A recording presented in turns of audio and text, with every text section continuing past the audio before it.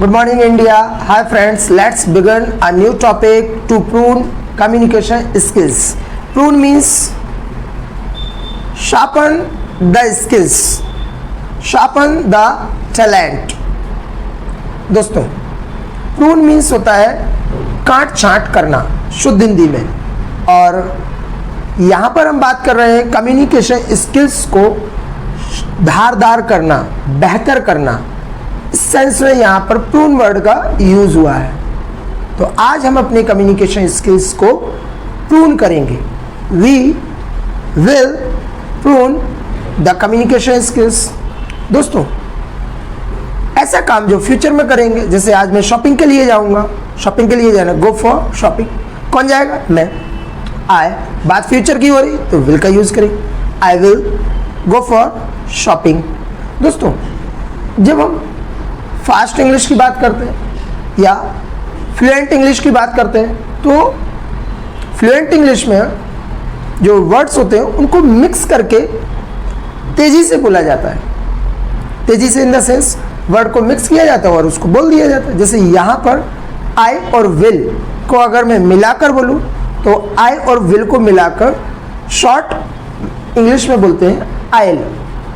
अब मैं अगर कोई फ्यूचर में काम करूँगा तो यहाँ पर मैं बोल सकता हूँ आई एल शॉपिंग के लिए जाऊँगा, I L go for shopping. थोड़ी देर बाद मैं डिनर करूँगा, आई एल टेक डिनर, चाय पीऊँगा, आई एल टेक टी, सुबह जल्दी उठूँगा, I'll get up early. दोस्तों, ये तो हुई आई और विल को मिक्स करके आई एल की बात। अगर कोई थर्ड पर्सन किसी काम को करता है फ्यूचर में, जैसे मान लेते हैं मेरे पापा जी ऑफिस जाएंगे, तो जो ही है, ही के साथ जब विल को मिक्स करते हैं तो जो साउंड क्रिएट होता है वो है हील। ऐसे किसी फीमेल के बारे में बोलना है कि वो ऐसा काम करेगी। मेरी मम्मी है, शाम को खाना बनाएंगी। शी और विल को जब हम मिलाते हैं तो बनता है शील। और दोस्तों, अगर सामने वाला जो जिससे पार्टनर से हम बात करते हैं मीन्स यू, और यू अगर कोई काम फ्यूचर में करेगा और उसके लिए यू और विल को मिलाकर जो वर्ड क्रिएट होता है वो है यूल। और जब बात करें इट और विल की तो इसको मिलाकर जो वर्ड बनता है वो है इटिल। जैसे कभी कभी हम रेस्टोरेंट पे जाते हैं और ऑर्डर देते हैं, भाई कॉफ़ी लाना या इडली लाना, और मॉर्निंग के टाइम में अगर 8 या 9 बजे उसके यहाँ इडली नहीं है, उसने डोसा बनाया है, तो कभी कभी वो कहते हैं सर डोसा चलेगा? हम कहते इडल डू चलेगा। या कभी मिठाई की दुकान पर जाते हैं मंगलवार को प्रसाद ऑफर करने के लिए, तो जब हम उससे बोलते हैं सर 250 ग्राम लड्डू देना या 1 kg लड्डू देना, और उस टाइम पर अगर उसके पास लड्डूज नहीं है, बर्फ़ी है, तो वो क्या कहते? बर्फ़ी चलेगी? लड्डूज आर ओवर, ख़त्म हो गए। ओवर यहाँ पर इसलिए यूज़ किया गया है, कोई चीज़ ख़त्म हो गई है या फिर ओवर हो गई है, तो इसलिए हम बोले लड्डूज खत्म हो गए, लड्डूज आर ओवर। बर्फ़ी चलेगी? तो वो कहते हैं बर्फ़ी विल डू। हम कहते हैं आंसर देते वक्त ओके इट विल डू। तो इट और विल को मिलाकर इट विल बोलते।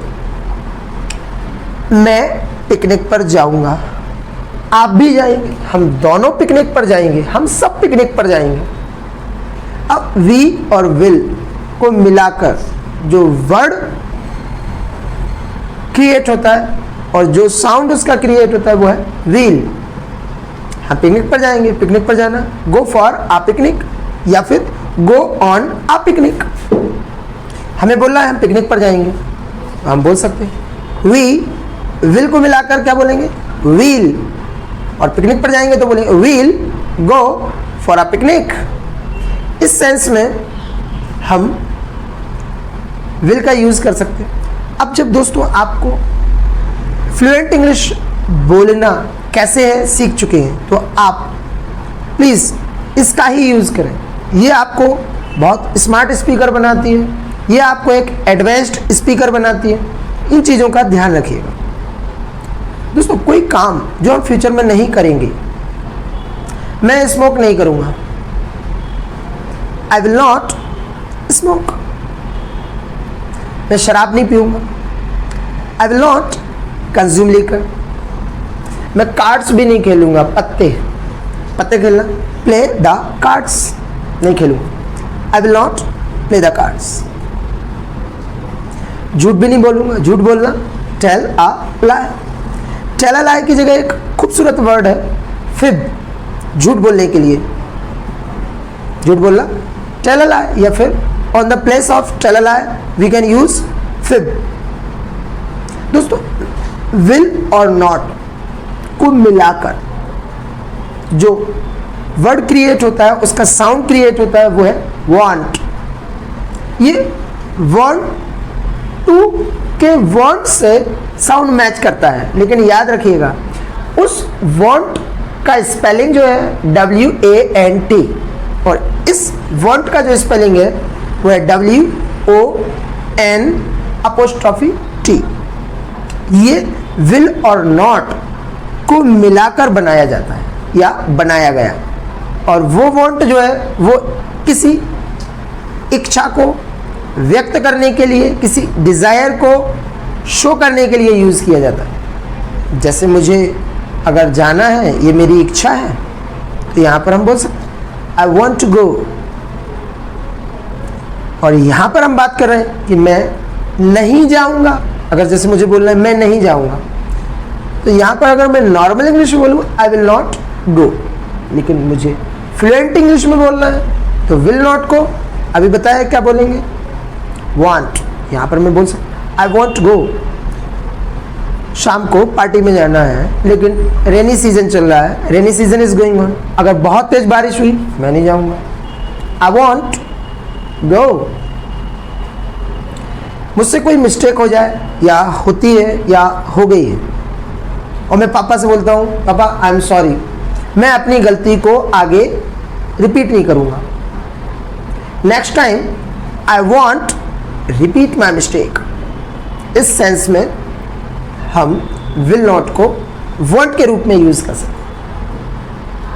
तो दोस्तों कोई ऐसी चीज़ जो चालू पोजीशन में है, मीन्स कंडीशन में है, मेरे घर पर कूलर है, चल रहा है, मतलब कूलर सर्विस में है, चालू है, कूलर इज इन ऑर्डर।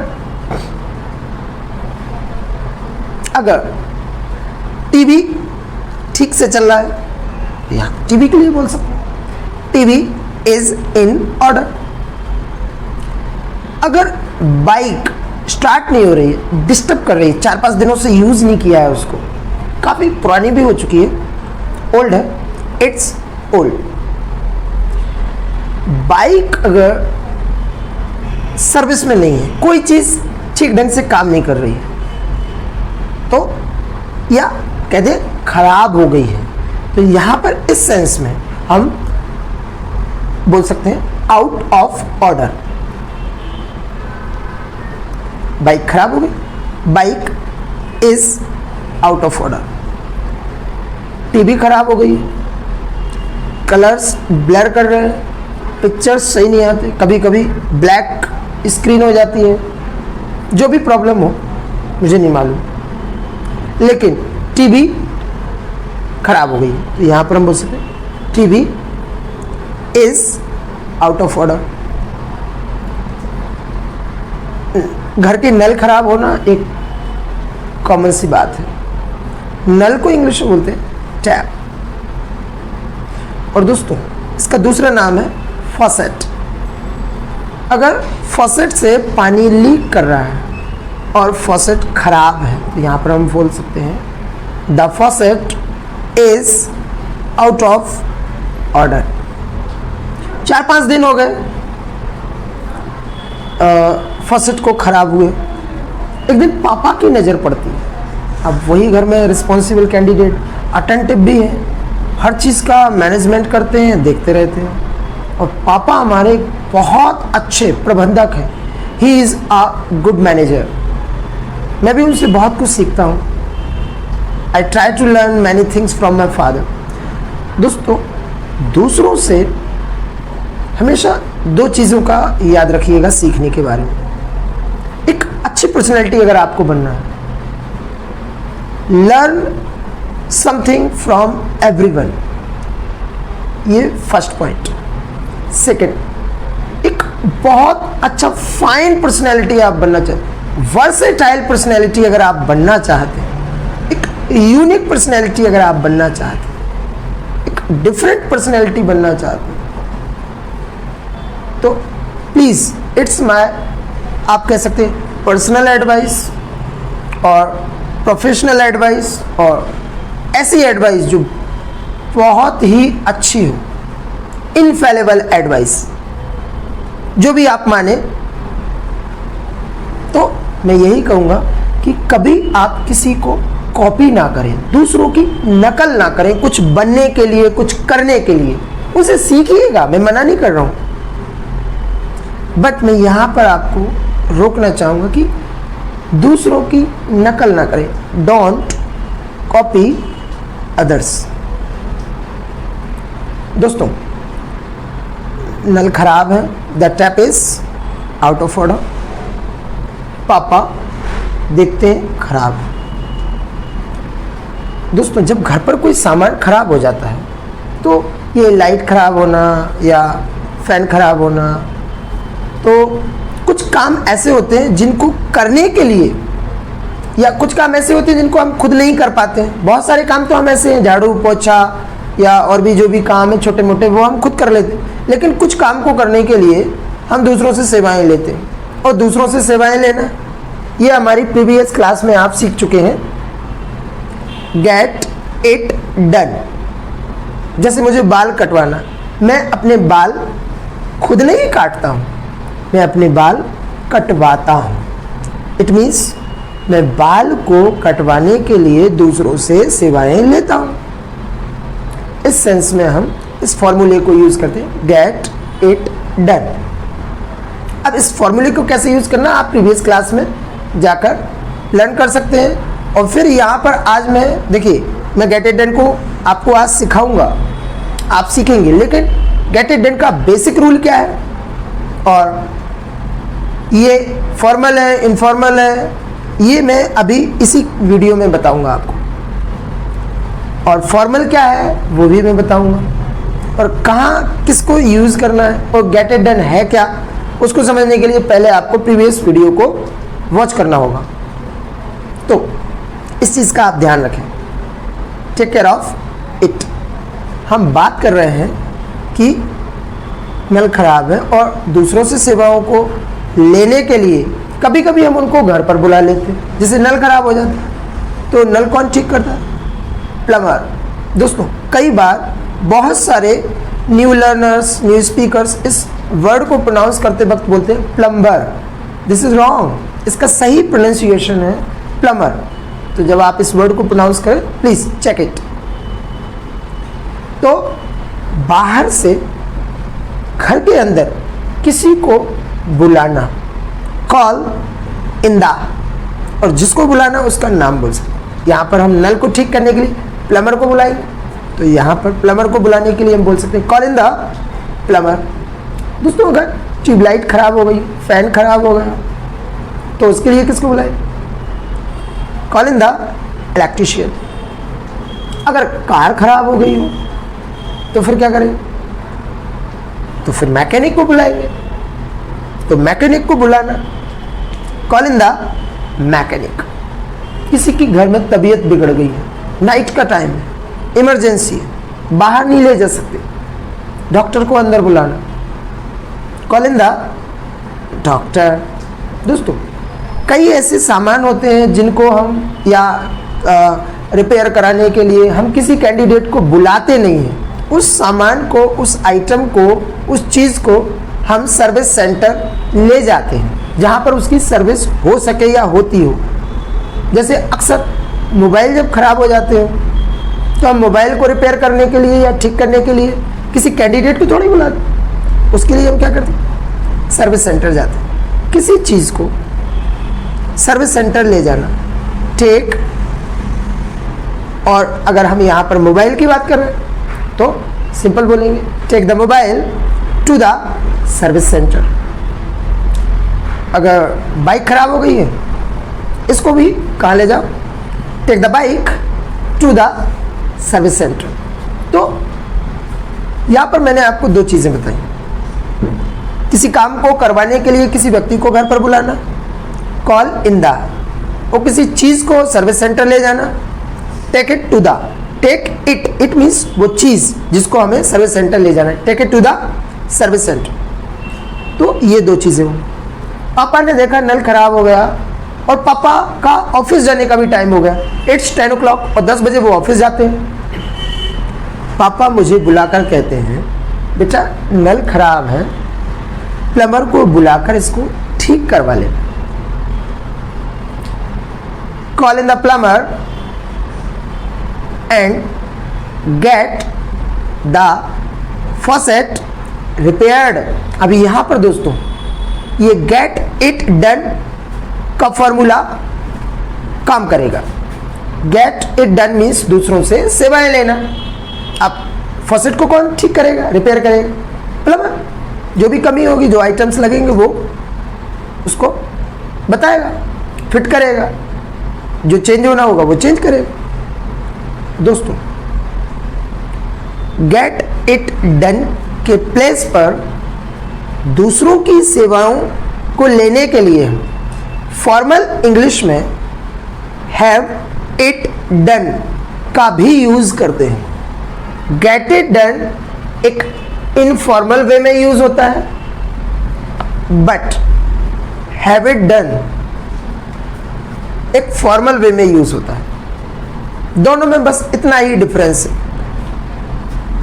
दोनों की कंडीशन सेम है, कोई चेंजेस नहीं है कंडीशंस में, सेम प्लेस पर यूज होता है, बस थोड़ा सा डिफरेंस यही है, फॉर्मल और इनफॉर्मल। अगर मुझे बोलना है मैं अपने बाल कटवाता हूं, तो यहां पर हम गेट इट डन फॉर्मूले को यूज कर सकते हैं। I get my hair cut. मैं सैलून पर बैठा हूं, उसकी चेयर पर वो कैंची से मेरे बाल काट रहा है, मेरी मम्मी का अचानक कॉल आता है, बेटा क्या कर रहे हो। इस टाइम पे आप समझ सकते हैं मैं क्या करूं, बाल कटवा रहा हूं, बाल काट नहीं रहा हूं, बाल कटवा रहा हूं। और जो भी चेंजेस होंगे वो गेट में होंगे। मुझे बोलना है मैं बाल कटवा रहा हूं, तो यहां पर इस सेंस में हम क्या बोल सकते हैं, I am getting my hair cut. दोस्तों अगर इसको फॉर्मल वे में बोलना है तो फॉर्मल वे के लिए हम हैव इट डन फॉर्मूले का यूज करते हैं। चलिए इस फॉर्मूले को यूज करते हैं। मैं बाल कटवा रहा हूं, I am having my hair cut. Cut जो है वो एक्शन की थर्ड फॉर्म है, इतना ध्यान रखिएगा। दोस्तों जो अभी दिवाली आने वाली है, 4 नवंबर को है आई थिंक, तो काफ़ी टाइम है। मैं इस दिवाली को इस साल अपने घर को पेंट करवाऊंगा, करूंगा नहीं, I not paint, I want paint. Want का यूज किया अभी मैंने बताया, विल और नॉट को मिलाकर क्या बोलते हैं, वॉन्ट। मैं पेंट नहीं करूंगा, I want paint my house. फिर क्या करूँ, करवाऊंगा। ऐसा काम फ्यूचर में करवाऊंगा और दूसरों से सेवाएं लेंगे अपने घर को पेंट करने के लिए। तो यहाँ पर फॉर्मल वे में अगर मुझे बोलना है मैं अपना घर पेंट करवाऊंगा दिस ईयर या ऑन दिवाली, तो यहाँ पर हम बोल सकते हैं आइल। अब आई और विल को मिलाकर हम फ्लुएंट इंग्लिश में आइल बोलते हैं, I'll have my house painted on Diwali. दोस्तों हैव इट डन में जो इट है वो ऑब्जेक्ट है, मीन्स जिस चीज़ के लिए हमें सेवाएं लेना है उस चीज़ का नाम आएगा उस जगह, और हैव दूसरों से सेवाएं लेना। डन एक्शन की थर्ड फॉर्म, जो भी एक्शन होगा या काम करवाया जाएगा। दोस्तों, मेरा कोट 6 महीने से मैंने नहीं धुलवाया। मैं अपने कोट को ड्राई क्लीन करवाऊंगा फ्यूचर में। I will have my coat dry cleaned. अच्छा, वो पूछेगा मुझसे दुकान वाला, ड्राई क्लीनर, भाई पिछली बार अपना ये कितना गंदा कोट है, इट्स सो डर्टी, इस कोट को कब ड्राई क्लीन करवाया था? 8 महीने हो चुके हैं। 8 महीने पहले मैंने कोट को ड्राई क्लीन करवाया था, किया नहीं था। अब ये सेंटेंस पास्ट का है, और पास्ट में जब हमने किसी काम को करवाने के लिए किसी व्यक्ति की सेवाएं ली थी, और फॉर्मल वे में हमें बोलना है कि मैंने अपना कोट 2020 में ड्राई क्लीन करवाया था, मतलब कि अभी 2021 चल रहा हुआ है और 2020 में मैंने कोट को ड्राई क्लीन करवाया था।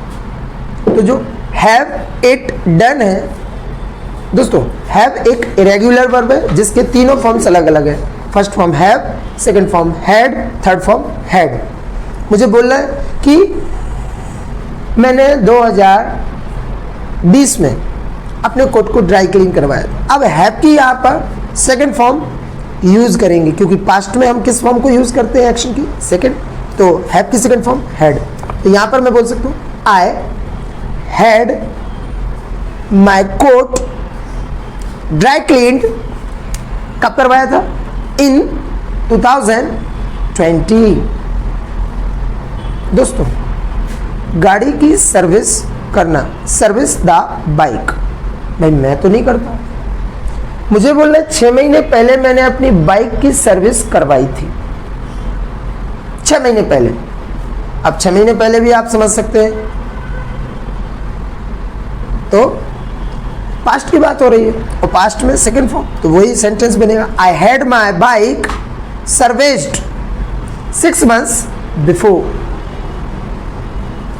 तो फॉर्मल वे में किसी व्यक्ति से या दूसरों से सेवाएं लेना है तो उसके लिए एक फॉर्मूला है हैव इट डन, और इनफॉर्मल की बात करें तो वहां पर आप गेट इट डन का भी यूज कर सकते हैं।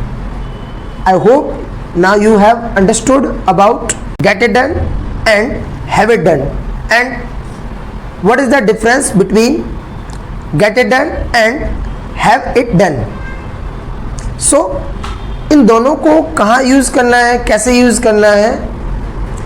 Now you can see conditions. मेरे पापा ऑफिस जाते वक्त मुझसे एक सेंटेंस बोल गए, call in the plumber and get the tap repaired. अब दोस्तों, फॉर्मल इंग्लिश में अगर बात करना है तो गेट की जगह किसका यूज करेंगे? हैव। तो पापा ने मुझसे बोला call in the plumber and have the faucet repaired, और मैं भी एक सिंसियर सन होने के नाते पापा को बोल दिया okay dad, don't you worry, आप चिंता मत करना, मैं प्लम्बर को बुला लूंगा और फॉसेट को रिपेयर करवा लूंगा। आइल, अब ये काम कब करूंगा? मैं फ्यूचर में ही करूंगा, और जब फ्यूचर में काम करेंगे तो I'll call in the plumber and have it repaired, it means the faucet, करवा लूंगा। इवनिंग में ऑफिस से लौटकर डैड अराउंड 7 o'clock पर घर आते हैं। वो डायरेक्ट मुझसे एक सवाल करते हैं, क्या करेंगे? सोचो आप, थिंक अबाउट दैट। इतना सारा सीख चुके हैं आप, पापा मुझसे क्या क्वेश्चन करेंगे?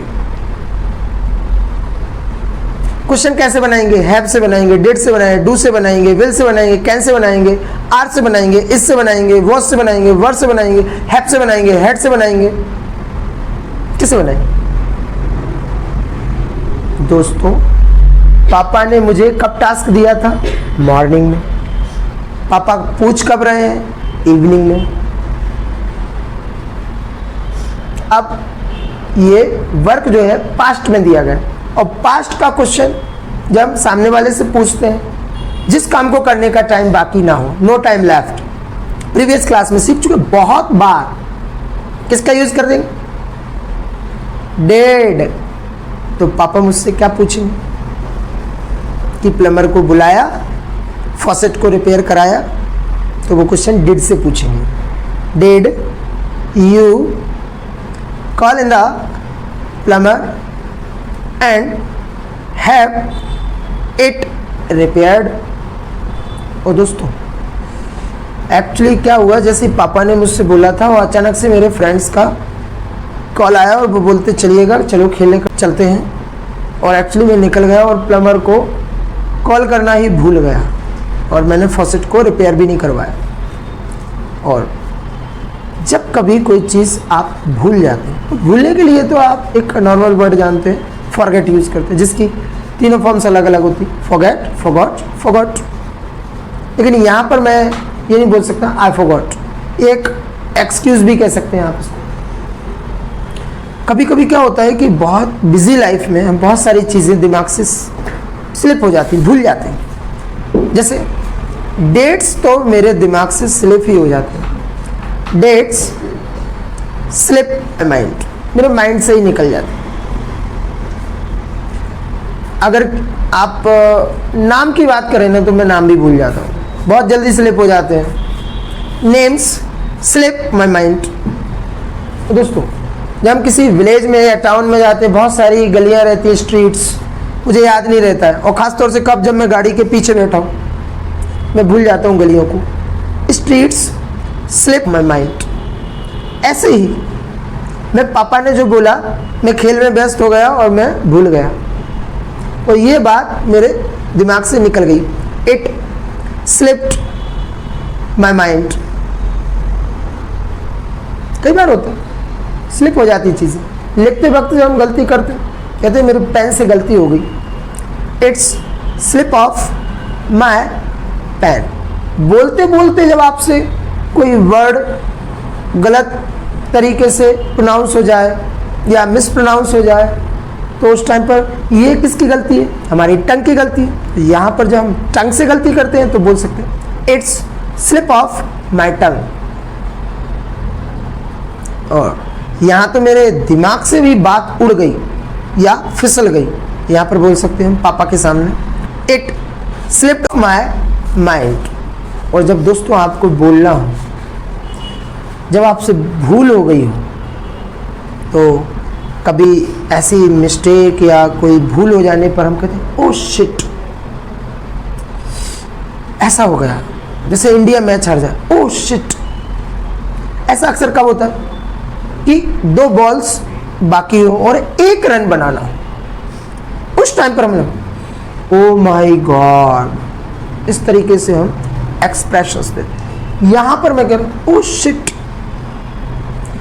ये बात मेरी दिमाग से निकल गई, इट स्लिप्ड माई माइंड।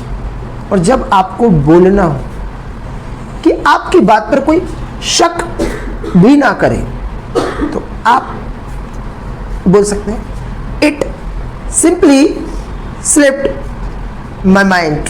दोस्तों अगर मैं फ्रेंड्स के साथ क्रिकेट खेलने नहीं जाता तो मैं ये बात नहीं भूलता, तो मैं पापा से कह रहा हूँ oh shit, it simply slipped my mind. Otherwise means अब मैंने एक कंडीशन रख दी, अन्यथा अगर मैं भूलता नहीं, ये दिमाग से मेरी बात उड़ती नहीं, तो मैं क्या करता, प्लम्बर को बुलाकर फॉसेट को रिपेयर करवा लेते। जो काम हमने पास्ट में नहीं किया कर देते। इस कंडीशन को दोस्तों थोड़ा सा हटकर समझिएगा आप प्लीज। एक न्यू एग्जाम्पल, इजी एग्जाम्पल मैं आपके सामने रखता हूं इस सेंटेंस को समझने के लिए, कंडीशन को समझने के लिए। मेरी मम्मी ने मुझसे कहा कि मिल्क को बॉयल कर लीजिए, बॉयल द मिल्क।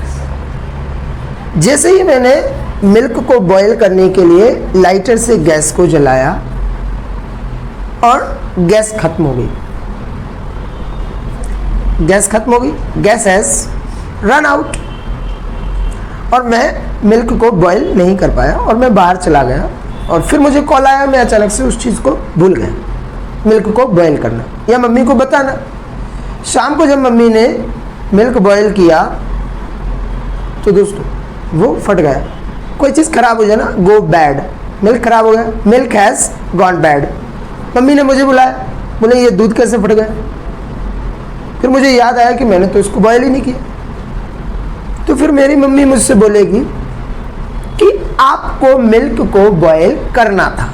जब किसी व्यक्ति की ड्यूटी पास्ट में याद दिलाना, मीन्स किसी व्यक्ति की पास्ट की ड्यूटी याद दिलाना, उस जगह पर हम शुड हैव का यूज करते हैं। तो मम्मी मुझे ड्यूटी याद दिलाते हुए बोलेगी you should have boiled the milk. और यहां पर मैं मम्मी से कहूँगा मम्मी मैं झूठ नहीं बोल रहा हूँ, मैंने बॉयल करने गया था, गैस खत्म हो गई थी। अगर गैस खत्म नहीं होती तो मैं मिल्क को बॉयल कर देता। अब देखिए यहां पर कंडीशन क्या है, गैस खत्म नहीं होती तो मैं क्या करता, मिल्क को बॉयल कर देता। मैंने मिल्क बॉयल किया क्या? नहीं किया। जो काम मैंने नहीं किया पास्ट में मैं कर देता। इस सेंस में दोस्तों हम वुड हैव का यूज करते हैं। तो यहां पर मैं मम्मी से कहता मम्मी अगर गैस खत्म नहीं होती तो मैं मिल्क को बॉयल कर देता। तो आई वुड हैव, और हैव के साथ आपको मालूम है एक्शन की थर्ड फॉर्म यूज करते हैं। I would have boiled the milk. दोस्तों अगर मैं आपको एक और एग्जांपल से इसको समझाता हूं, मेरी अलार्म वॉच जो है वो टूट चुकी है, इट्स ब्रोकन। कोई चीज टूटना, break, second form broke, third form broken. Condition है टूट गई है, इट्स ब्रोकन। मैं डेली 5 o'clock का अलार्म सेट करके सो जाता था कि 5 बजे मुझे उठना है, और वो अलार्म वॉच मुझे जगा देती थी। अब 2 दिन से कहीं मैं 7 बजे उठता हूँ, 6 बजे उठता हूँ, डिस्टर्ब हो गया। एक दिन फैमिली को पिकनिक पर जाना था और सब लोगों को 5 बजे निकलना था, बस हायर कर लिया था, लेकिन मेरी नींद 6 बजे खुली। मेरे कारण सब लोग डिस्टर्ब हो गए। दोस्तों मैं जल्दी नहीं उठा, लास्ट संडे की बात कर रहा हूँ।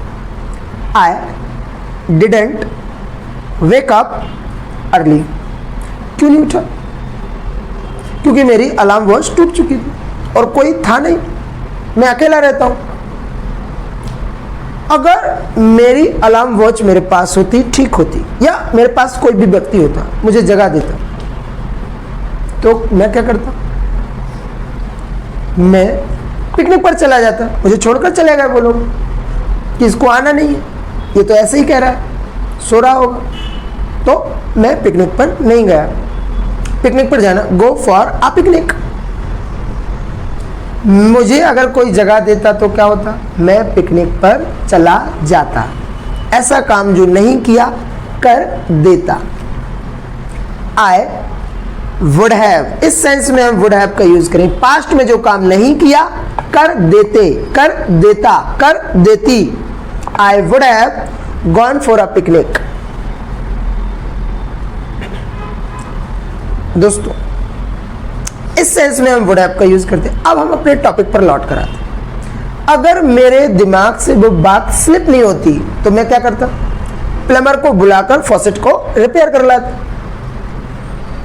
Otherwise I would have called in the plumber and have it repaired.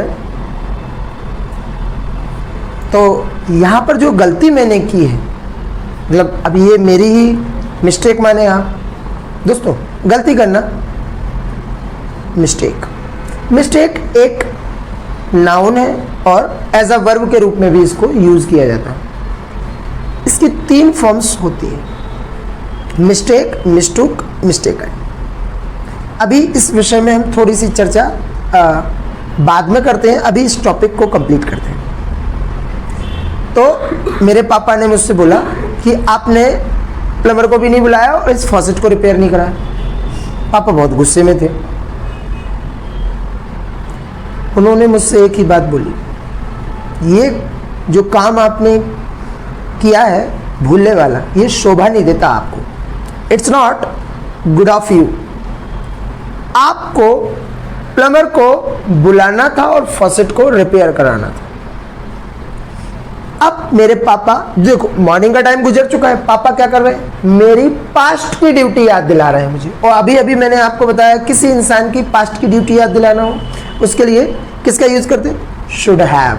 तो मेरे पापा मुझे क्या कर रहे हैं, मेरी पास्ट की ड्यूटी याद दिला रहे हैं। You should have called in the plumber and have it repaired. अब यहां पर दोस्तों, या तो मैं अपनी गलती के लिए सॉरी बोलूं, एक अच्छा सन होने के नाते, एक अच्छा फैमिली मेंबर होने के नाते, तो अपनी गलती के लिए माफ़ी मांगना या सॉरी बोलना। कैसे बोलेंगे सॉरी, आई एम सॉरी। और गलती के लिए माफ़ी मांग रहे हैं, यहाँ पर हम बोल सकते हैं I am sorry for my mistake. जब भी आप कभी मिस्टेक करें या आपसे कोई गलती हो या हो जाती हो, तो उस टाइम पर आप फॉर्मल वे में अपनी गलती को मान लीजिए। उसके लिए सॉरी कैसे बोलना है, एक अच्छा कम्युनिकेटर जो है वो हमेशा लैंग्वेज को पूर्ण रूप से बोलता है। और अगर आपसे कोई मिस्टेक हुई है, जैसे मुझसे कोई मिस्टेक हो गई है और मुझे सॉरी बोलना है, तो मैं सिंपल वे में इसको बोल सकता हूँ, आई एम सॉरी। और दोस्तों, आपको एहसास होना चाहिए कि आपने कोई गलती की, और वहाँ पर आप बोल भी सकते हैं कि मैं इस गलती को दोबारा रिपीट नहीं करूँगा। कोई चीज़ बार बार करना, रिपीट, भाई मैं इस गलती को दोबारा नहीं करूँगा, आई will not repeat my mistake. इस तरीके से आप बोल सकते हैं। अगर दोस्तों आपको लग रहा है कि आपने गलती की है, उस गलती के लिए आप सॉरी बोलना चाहते हैं, तो यहाँ पर आप बोल सकते हैं I am sorry for my mistake. ये सेंटेंस काफ़ी इफ़ेक्टिव है और काफ़ी असरदार है, और ये शो करता है कि आप सॉरी अपनी मिस्टेक के लिए बोल रहे हैं। कोई काम करते वक्त आपसे मिस्टेक हो गई। अगर दोस्तों आप किसी जगह पर लेट आते हैं और लेट आने के लिए आप सॉरी बोलना चाहते हैं, तो यहाँ पर इस सेंटेंस को इस तरीके से बोले, I am sorry for coming late. और अगर आपको और इजी सेंस में इस सेंटेंस को बोलना है, तो आप ये भी बोल सकते हैं, I am sorry to come late. दोस्तों, फॉर के बाद जो एक्शन यूज करते हैं उसमें आईएनजी का यूज करना कंपलसरी है, और जब हम बात टू की करते हैं तो टू के साथ एक्शन की फर्स्ट फॉर्म को फॉलो करते हैं। तो दोनों ही सेंटेंसेस में आप समझ सकते हैं कि फॉर के बाद कम में आईएनजी का यूज किया और टू के बाद कम का फर्स्ट फॉर्म यूज किया है, मतलब एक्शन की फर्स्ट फॉर्म यूज की है। दोस्तों, लेट होना, इसके लिए हम एक दूसरा वर्ड यूज करते हैं, गेट लेट। अगर मुझे बोलना है मुझे देर हो रही है, जल्दी चलो, मैं ऑफिस के लिए लेट हो रहा हूँ, तो यहाँ पर हम इस सेंस में बोल सकते हैं, आई एम गेटिंग लेट। दोस्तों, अगर मुझे ऑफिस में पहुँचते पहुँचते देर हो जाती और मेरे बॉस का केबिन जैसे ही एक्चुअली सामने है और मैं उनके सामने से गुजरता हूँ, तो सवाल पूछते हैं, वाई सो लेट। या फिर एक फॉर्मल वे में सामने वाले से कैसे पूछेंगे कि लेट हो गए हैं या लेट क्यों हुए, वाई आर यू लेट। तो मैंने बोल दिया, सर एक्चुअली क्या है, घर से निकलते निकलते देर हो गई, ट्रैफिक जैम में फंस गया था, और लेट होने के लिए मैं आपसे सॉरी बोलता हूँ, I am sorry for getting late. इस सेंटेंस को जब आप बोलेंगे, ये लगेगा कि like it's a professional sentence, आप प्रोफेशनल तरीके से इंग्लिश बोल रहे हैं। और इजी करना है इस सेंटेंस को, तो आप ये भी बोल सकते हैं, I am sorry to get late.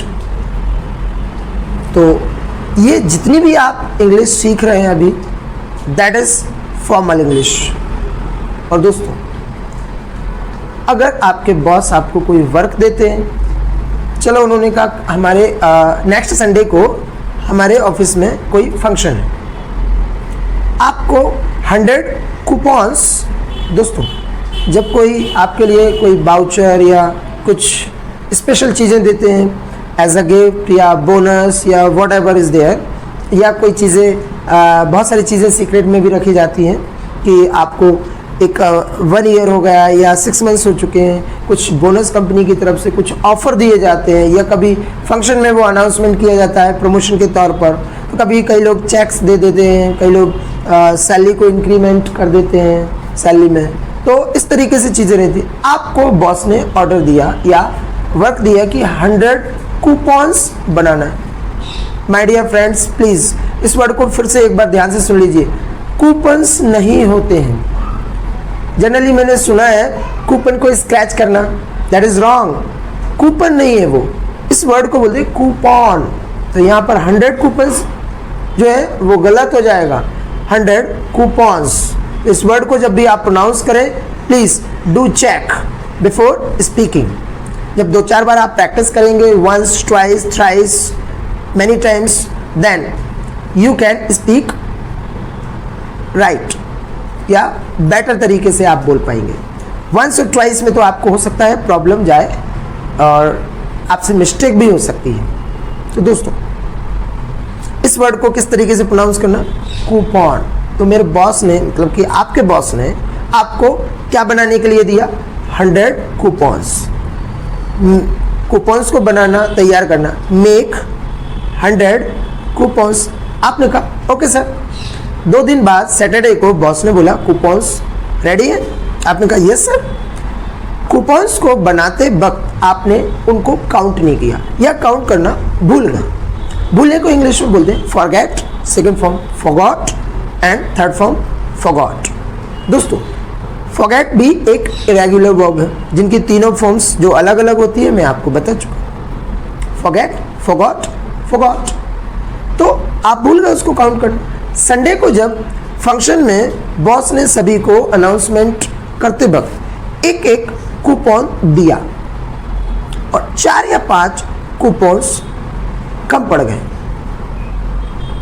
और ये जो गलती है दोस्तों, it's not a small mistake, ये बहुत बड़ी गलती है। सोचो आप, पूरे प्रोफेशनल लोग सामने हैं, इतना बड़ा फंक्शन और पूरा वर्क बेहतर हो रहा था, केवल एक छोटी सी मिस्टेक हुई, 4 या 5 कूपन्स कम पड़ गए। जब कोई मिस्टेक बहुत बड़ी हो तो उस मिस्टेक को बोलते हैं ब्लंडर।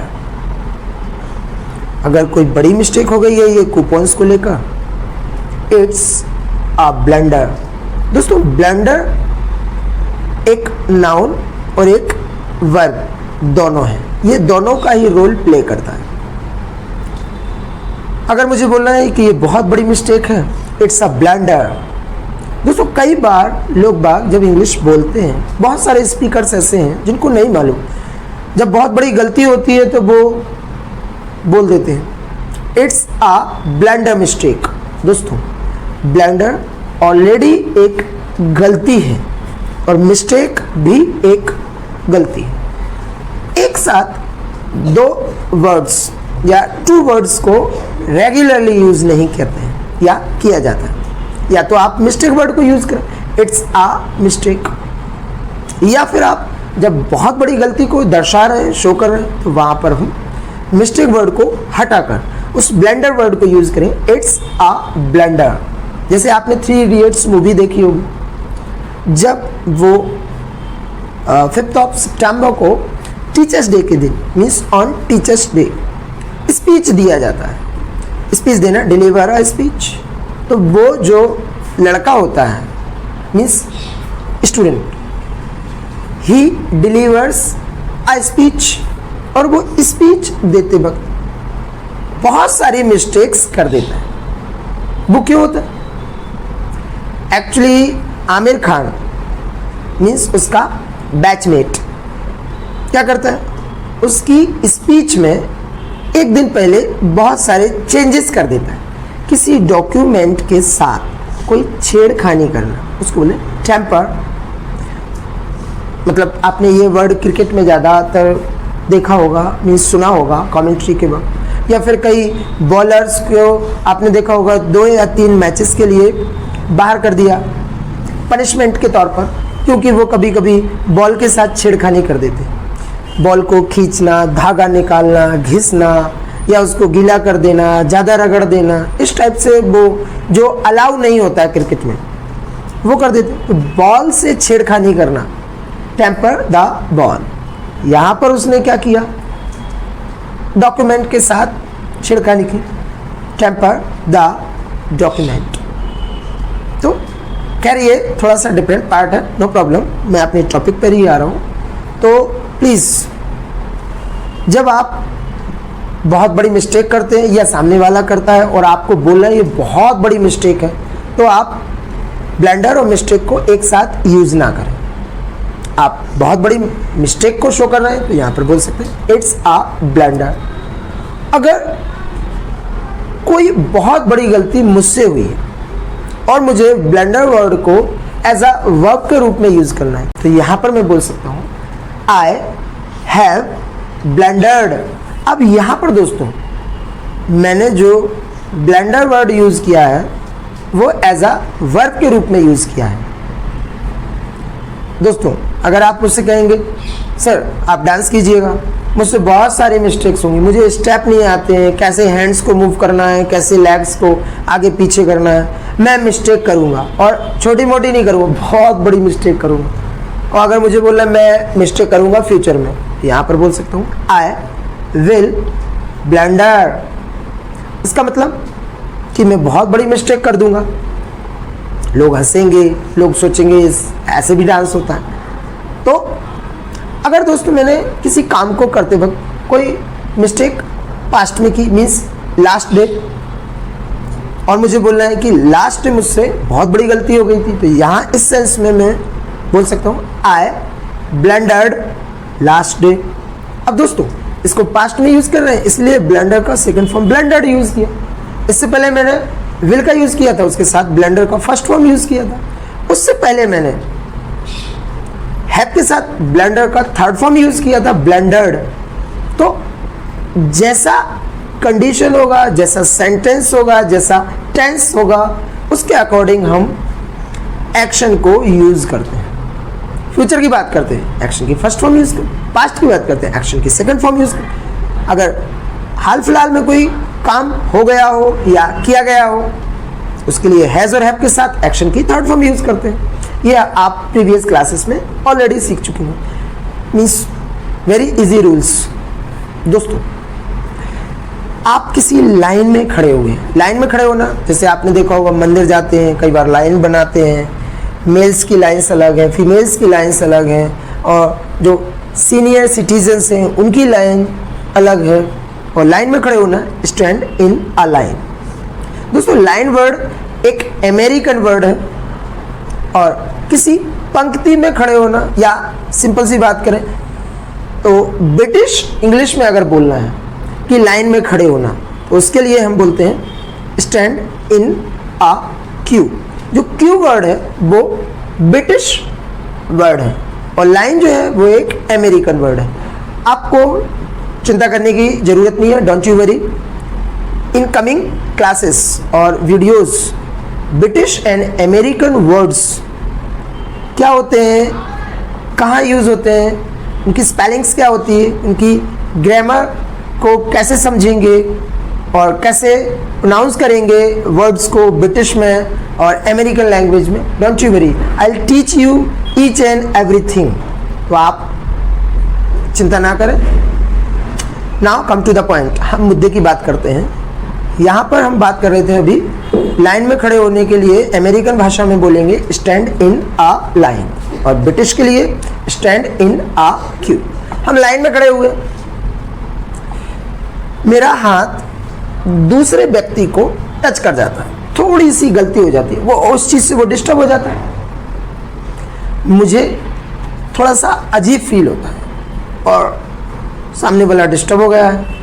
मुझे यहाँ पर अगर उसको डिस्टर्ब करने के लिए सॉरी बोलना है तो यहाँ पर देखो नॉर्मल इंग्लिश में तो मैं ये बोल सकता हूँ, I am sorry for disturbing you. अब दोस्तों, आप किसी के ऑफिस में प्रवेश कर रहे हैं, वहाँ पर कोई कंप्यूटर पर वर्क चल रहा है या वो कर रहा है, और आप जाकर वहाँ पर अपना काम शुरू कर देते हैं और वो आपसे डिस्टर्ब हो रहा है, वो कह नहीं रहा है, लेकिन अगर आपसे वो डिस्टर्ब हो रहा है तो आप वहाँ पर सॉरी बोल सकते हो उसको डिस्टर्ब करने के लिए, आई am sorry for disturbing you.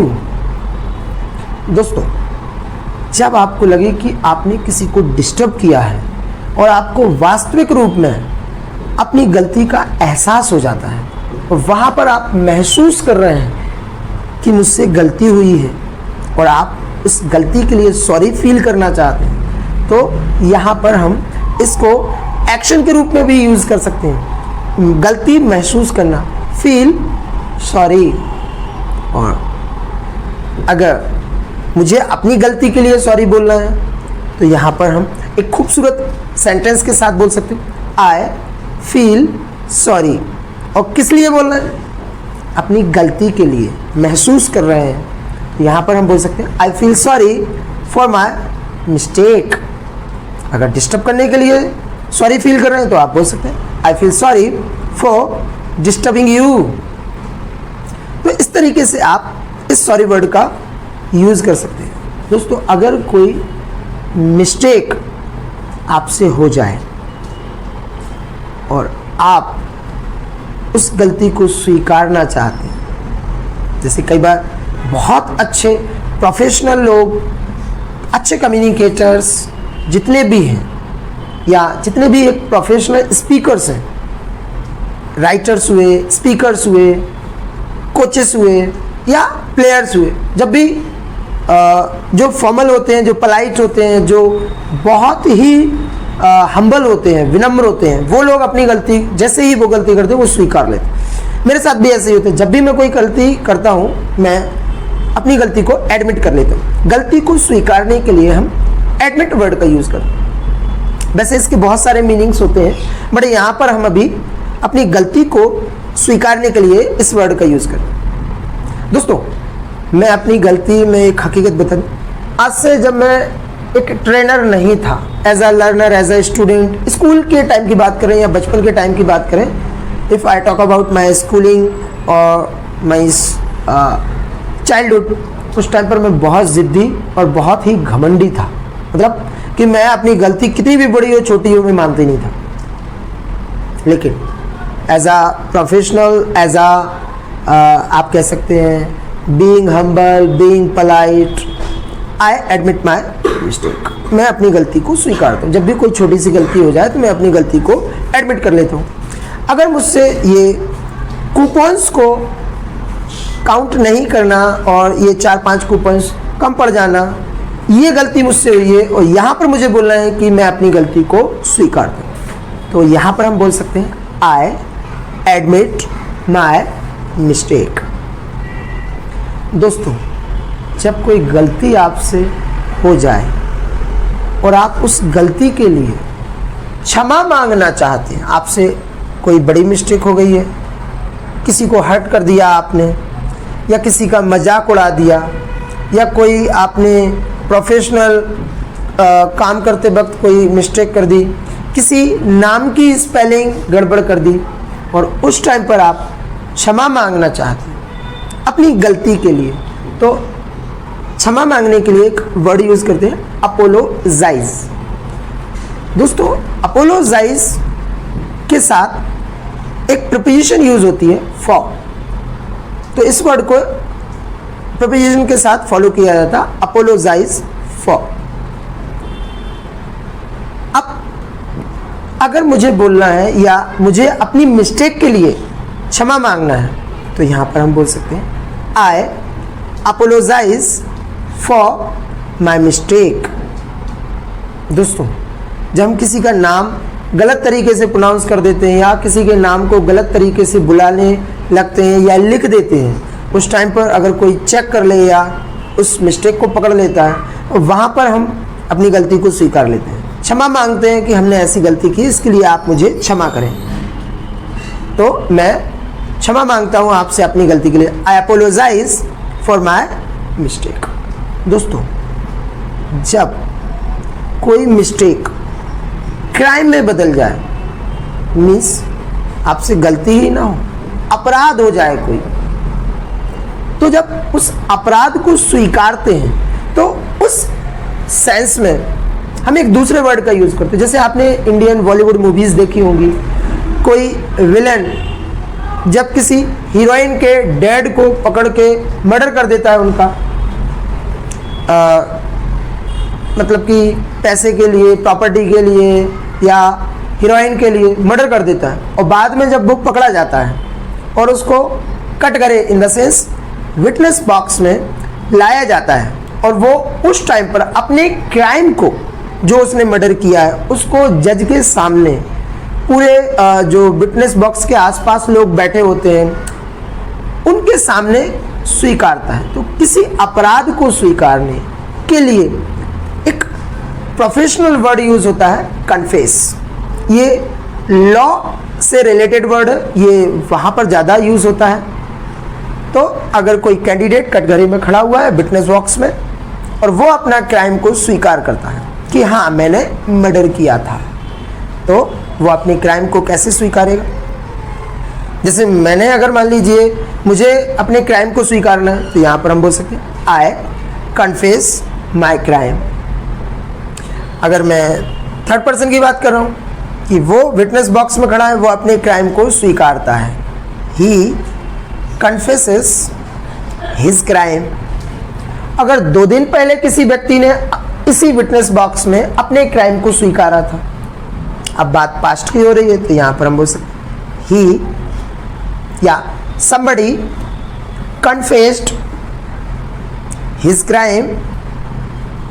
तो इस तरीके से हम जब बात क्राइम की आती है तो वहाँ पर स्वीकारने के लिए कन्फेस वर्ड का यूज़ करते हैं। तो दोस्तों, अब आपके पास बहुत सारे वर्ड्स हैं अपनी मिस्टेक, अपनी क्राइम को स्वीकारने के लिए और क्षमा मांगने के लिए। जैसे छोटी मोटी गलती है, आपने खाना बनाया, नमक डालना भूल गए, आप वहाँ पर सॉरी बोल सकते हैं अपनी फैमिली मेम्बर से, मम्मी से, आई am sorry for my mistake. थोड़ा सा और अच्छा बोलना है, I feel sorry for my mistake.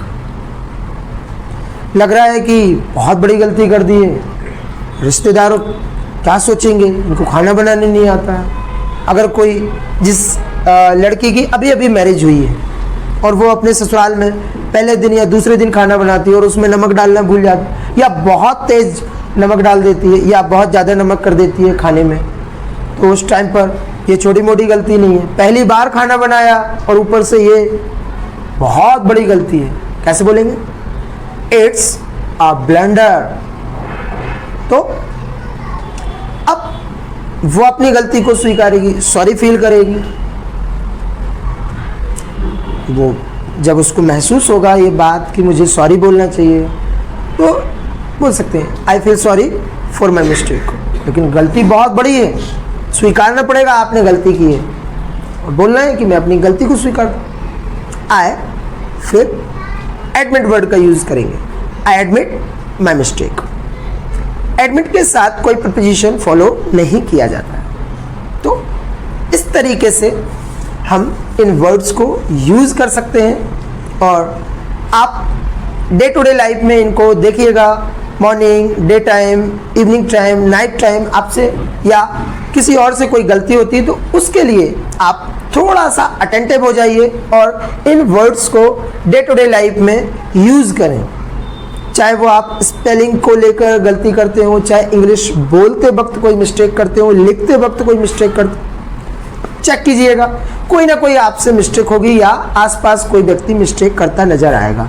तो आप उस टाइम पर जिस प्रकार से आपको जो वर्ड यूज करना है, जिस जैसी कंडीशन होगी या जैसी मिस्टेक होगी, उस लेवल के अकॉर्डिंग आप इनमें से वर्ड्स को चुन सकते हैं, सेलेक्ट कर सकते हैं, and you can use these words. दोस्तों, कुछ दिनों पहले मेरे पापा की बाइक खराब हो गई। बाइक का खराब होना मीन्स आउट ऑफ ऑर्डर। अगर अभी बाइक खराब हो गई है, bike is out of order. 10 दिन पहले खराब हो गई थी, bike was out of order. मैं अभी की बात कर रहा हूँ कि बाइक खराब है, bike is out of order. मेरे पापा आज मेरी बाइक ले जाते हैं अपने ऑफिस के लिए और मुझसे ये कहते हैं बेटा मेरी बाइक खराब है, my bike is out of order. इसको सर्विस सेंटर ले जाना और रिपेयर करवा लेना। Take it to the service centre, और वहां पर बाइक को रिपेयर करवा लेना। बाइक को रिपेयर करवाना, हैव इट डन, मतलब दूसरों से सेवाएं लेने के लिए हम इस फॉर्मूले को यूज करते हैं। तो यहां पर हम बाइक को रिपेयर करवाने के लिए दूसरों की सेवाएं लेंगे तो इस फॉर्मूले का यूज करेंगे। हैव इट डन फॉर्मूले का यूज करते हैं फॉर्मल इंग्लिश में। तो पापा ने मुझसे बोला हैव द बाइक रिपेयर्ड। मैंने कहा ओके डैड, मैं ऐसा काम करवा लूंगा, आप चिंता न करें, don't you worry, I will have it repaired. दोस्तों, around 7 o'clock my father came back from office और मुझे सीधा बुलाया और डायरेक्ट मुझसे एक क्वेश्चन पूछा कि आपने बाइक को रिपेयर करवाया या नहीं। अब पापा मुझसे क्या सवाल करेंगे और इंग्लिश में कैसे पूछेंगे? देखो, डू से तो पूछ नहीं सकते, डज से भी नहीं पूछ सकते, हैव से बिल्कुल नहीं, क्योंकि बात पास्ट की है, मॉर्निंग की है, और अभी इट्स इवनिंग। और विल से तो पॉसिबल ही नहीं है, क्योंकि विल फ्यूचर के लिए, कैन पावर के लिए यूज होता है। अब बचा क्या? डिड। तो जब किसी काम को करने का टाइम बाकी ना हो, no time left, means question did से क्रिएट करेंगे या पूछेंगे। तो पापा मुझसे पूछते हैं did you have the bike repaired. और दोस्तों, मुझे बोला ये बाइक को रिपेयर करवाने वाला काम मेरे दिमाग से ही स्लिप हो गया। तो इस सेंस में हम बोल सकते oh shit, it simply slipped my mind. Otherwise अगर बात मेरे दिमाग से स्लिप नहीं होती, उड़ती नहीं, तो मैं बाइक को रिपेयर करवा लेता। Otherwise I would have had the bike repaired. Confuse मत होना दोस्तों, यहां पर एक जगह हैव और फिर उसके बाद हैड, ये क्या हो रहा है? दोस्तों, आपको मालूम है पास्ट में जब हम कोई काम नहीं कर पाते या नहीं किया है और उसको कर देते या करवा लेते, तो उसके लिए हम वुड हैव का यूज करते हैं। और हैव के साथ एक्शन की कौन सी फॉर्म? Third form. और यहां पर हम दूसरों से सेवाएं लेने की बात करें कि बाइक को रिपेयर करवा लेता मैं, तो हैव इट डन का यूज करते। और हैव की थर्ड फॉर्म कौन सी होती है? हैड। Have, had, had. तो वहां पर वुड हैव के बाद एक्शन की कौन सी फॉर्म? Third form. तो जो हैड यूज किया है मैंने, वो एक्शन की कौन सी फॉर्म है? Third form.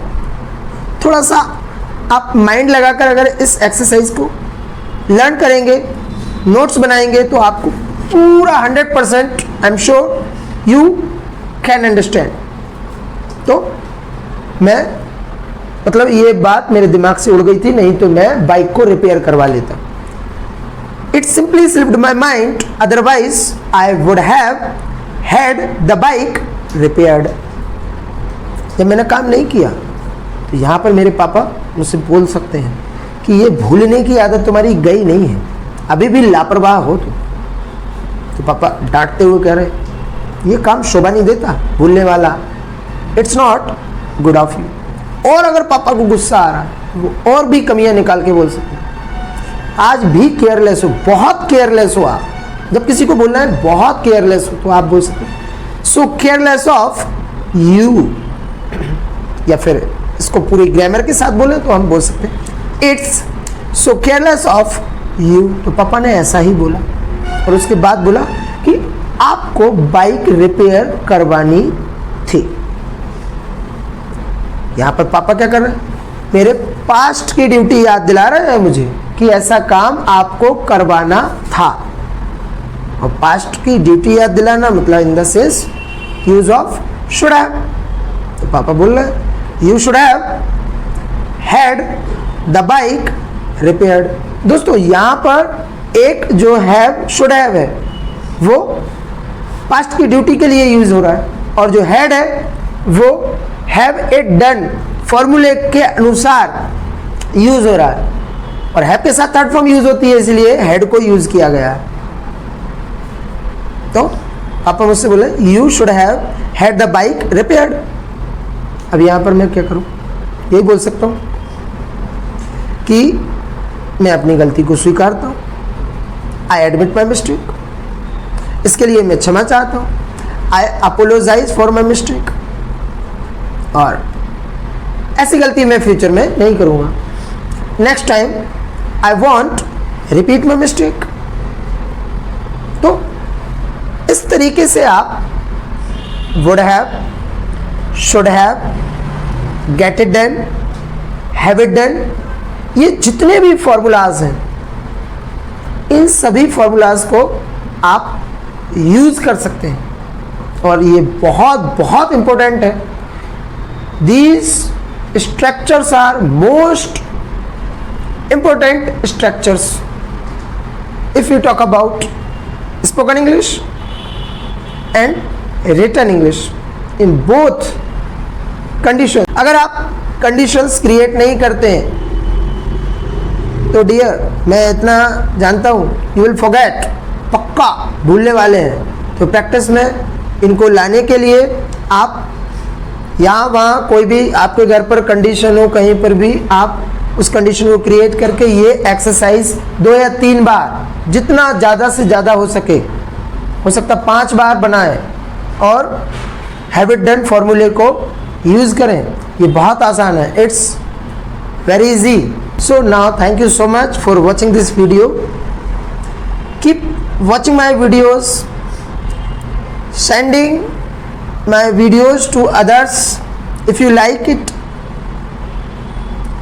Now once again thank you so much, catch you later।